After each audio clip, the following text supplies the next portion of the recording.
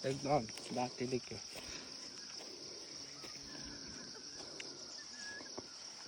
नसके जा भात खान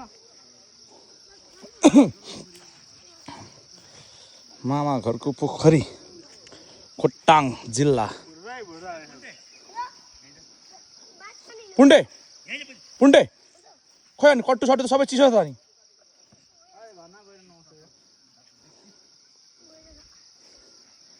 कदमैको फेदैमा बात मारौँला